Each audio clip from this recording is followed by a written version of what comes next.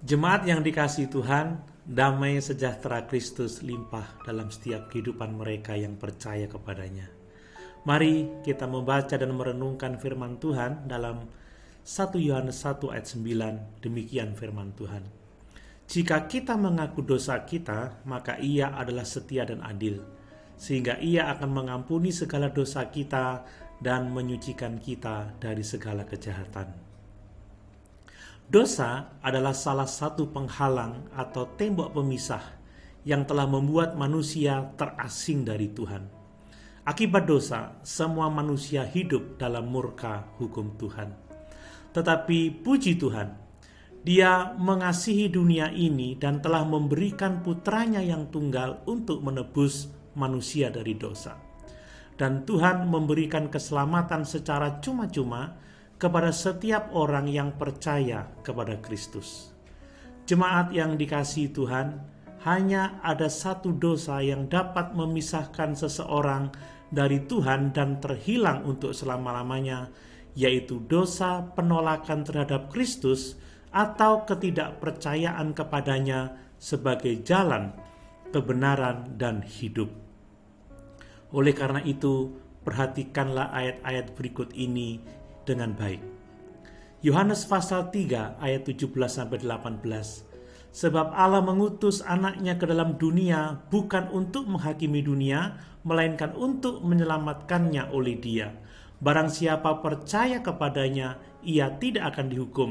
Barang siapa tidak percaya, ia telah berada di bawah hukuman, sebab ia tidak percaya dalam nama Anak Tunggal Allah.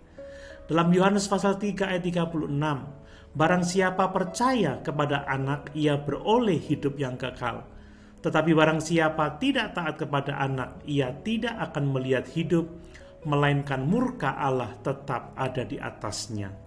Yohanes pasal 12 ayat 48 mengatakan, barang siapa menolak aku dan tidak menerima perkataanku, ia sudah ada hakimnya, yaitu firman yang telah kukatakan, itulah yang akan menjadi hakimnya pada akhir zaman. Berikutnya dalam Yohanes pasal 14 ayat 12, aku berkata kepadamu, sesungguhnya barang siapa percaya kepadaku, ia akan melakukan juga pekerjaan-pekerjaan yang aku lakukan, bahkan pekerjaan-pekerjaan yang lebih besar daripada itu, sebab aku pergi kepada Bapa.